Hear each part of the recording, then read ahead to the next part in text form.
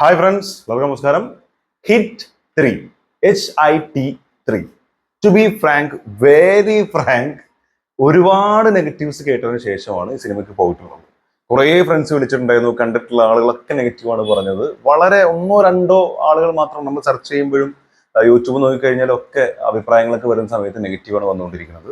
And retro എന്ന് പറഞ്ഞ cinema കണ്ടതിന് ശേഷമാണ് ഈ ഹിറ്റിന് കയറിയിട്ടുള്ളത്. റെട്രോ എന്ന് പറയുന്നത് ഞാൻ വളരെയധികം എൻജോയ് ചെയ്ത് കണ്ടൊരു പടമാണ്. റിവ്യൂ ഇട്ടിട്ടുണ്ട്.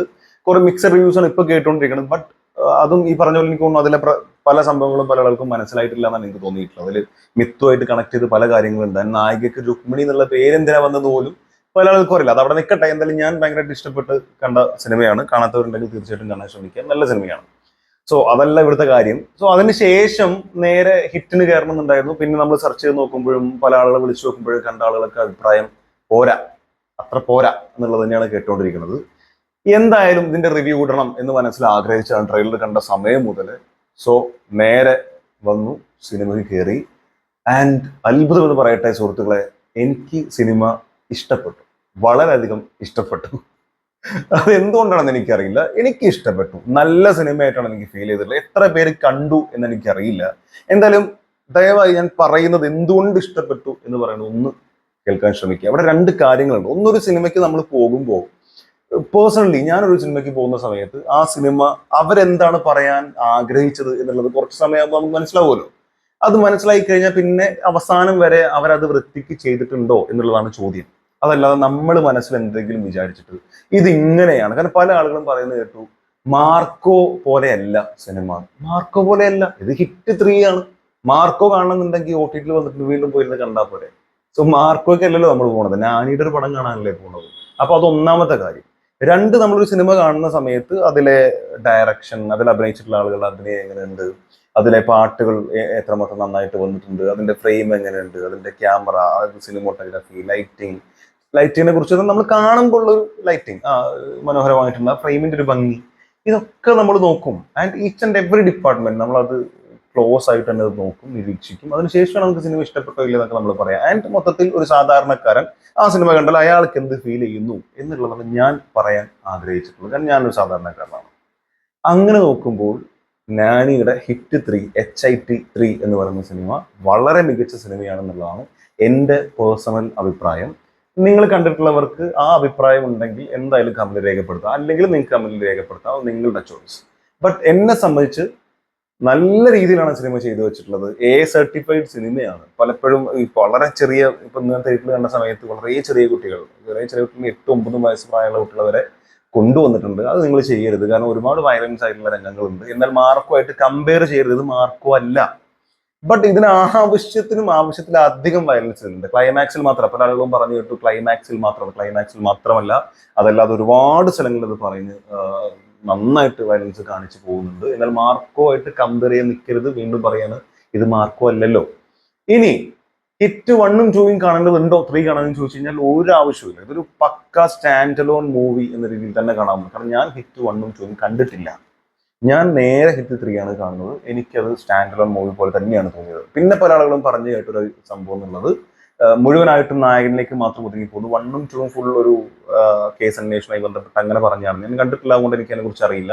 ബട്ട് ഇത് എനിക്ക് കണ്ടപ്പോൾ ഫീൽ ചെയ്തിട്ടുള്ളത്, നായകനായിട്ടുള്ള നാനി, അദ്ദേഹത്തിന്റെ കഥാപാത്രത്തിന് കുറെ പ്രത്യേകതകളുണ്ട്.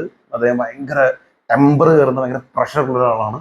സോ അയാളുടെ ആ മാനർസും അയാളുടെ സ്വഭാവവും ഒക്കെ കാണിച്ച് അയാൾ എന്താണെന്നൊക്കെ പറഞ്ഞു തന്നെയാണ് പോകുന്നത്. ബട്ട് അതങ്ങനെ പറഞ്ഞതുകൊണ്ടാണ് ലാസ്റ്റിലേക്ക് വന്നപ്പോൾ നമ്മൾ ഫുൾ കാര്യം അയാളിലേക്ക് അർപ്പിച്ച് ആ ഒരു നായകനെ മാത്രം ഫോക്കസ് ചെയ്ത് ഇയാൾ എന്തെങ്കിലും ചെയ്യും, ഹി വിൽ എന്നൊക്കെ നമ്മൾ വിശ്വസിച്ചു പോയത്. സോ ആ രീതിയിൽ തന്നെയാണ് അവർ കഥ പറയാൻ ശ്രമിച്ചിട്ടുള്ളത്.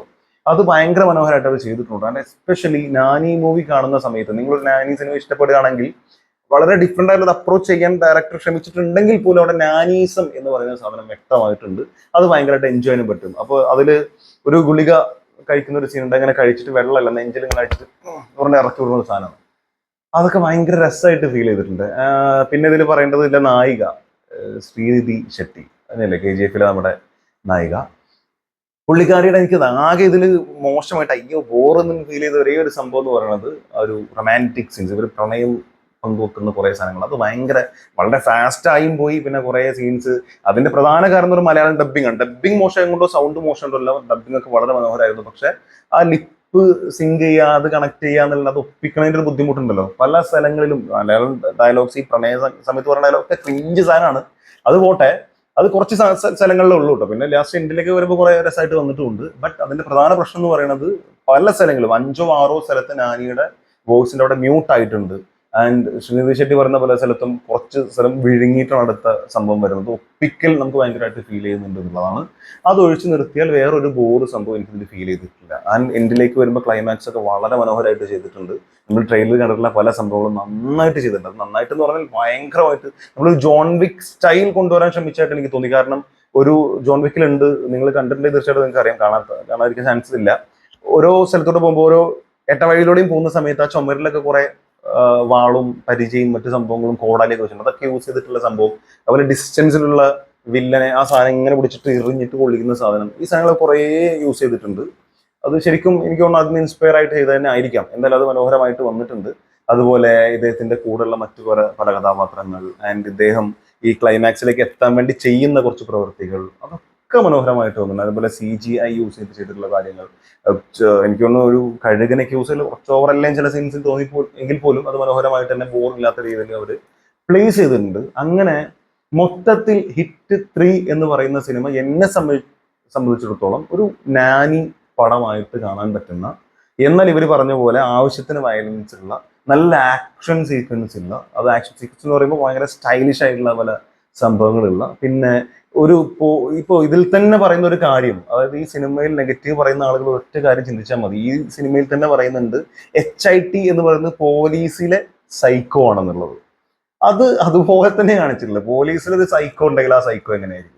ആ സൈക്കോ ആണ് ഇതിൽ നാനി എന്നുള്ളത്. അത് വളരെ കൃത്യമായിട്ട് കാണിച്ചിരുന്നുണ്ട്. ഫസ്റ്റൊക്കെ നമ്മൾ കാണുമ്പോൾ എന്തിനാണ് ചെയ്യുന്നതെന്ന് മനസ്സിലാവില്ല, പിന്നീടാണ് കണക്ഷൻ വരുന്നതൊക്കെ. അതൊക്കെ വളരെ നന്നായിട്ട് തന്നെ ആ സ്ക്രിപ്റ്റിൽ പറഞ്ഞു പോയിട്ടുമുണ്ട്. പിന്നെ ചില സ്ഥലത്ത് നമ്മൾ കണ്ണടക്കേണ്ടി വരുന്നത് എന്താ വെച്ചാൽ, ഇത്തരത്തിലൊരു കഥ പറയുമ്പോൾ ലോജിക്ക് ചില സ്ഥലങ്ങൾ നമ്മൾ എടുത്തു വെക്കേണ്ടി വരും. ഇതിൽ കുറേ സ്ഥലങ്ങളിൽ മനോഹരമായിട്ട് തന്നെ ചെയ്തിട്ടുണ്ടെങ്കിൽ പോലും, ഇപ്പോ എസ്പെഷ്യലി എടുത്ത് പറയുകയാണെങ്കിൽ, മറ്റൊരു ബോർഡറിലുള്ള ക്രിമിനലിനെ വേറെ ബോർഡറിലുള്ള പോലീസുകാരൻ പോയിട്ട് ലോ ആൻഡ് ഓർഡറും മറ്റു സംഭവങ്ങളൊന്നും നോക്കാതെ പിടിച്ചുകൊണ്ട് പോവുക, അത്തരത്തിലുള്ള കാര്യങ്ങൾ അതൊന്നും പോസിബിൾ ആയിട്ടുള്ള കാര്യങ്ങളല്ല എന്ന് എനിക്ക് തോന്നി.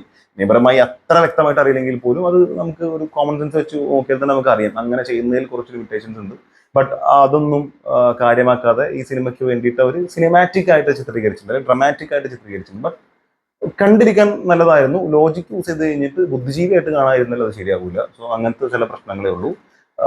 പിന്നെയും ഈ ആക്ഷനിലേക്ക് വീണ്ടും തിരിച്ചു വരികയാണെങ്കിൽ, ആക്ഷനിൽ അവിശ്വസനീയമായ സാധനങ്ങളൊന്നുമില്ല. കാരണം വളരെ മനോഹരമായിട്ടാണ് ഈ സീൻ അവർ ക്രിയേറ്റ് ചെയ്തിരിക്കുന്നത്.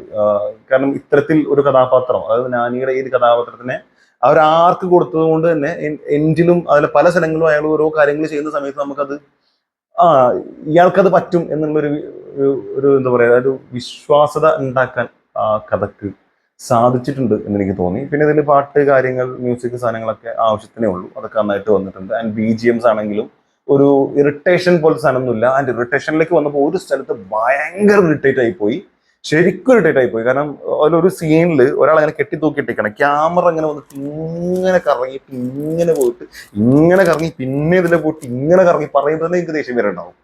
ആ രീതിയിൽ കറങ്ങി വരുന്ന സാധനം നമുക്ക് ഫോക്കസ് ചെയ്യാൻ പറ്റുന്നില്ല, തലവേദന എടുത്തു പോയി. ആ സമയത്ത് കണ്ണടച്ചിട്ട് ഇരുന്നു ഞാൻ, കാരണം അത് കഴിയുന്നവരെ ജസ്റ്റ് ഇങ്ങനെ നോക്കിയിട്ടൊക്കെ ഇരുന്നു പോയി.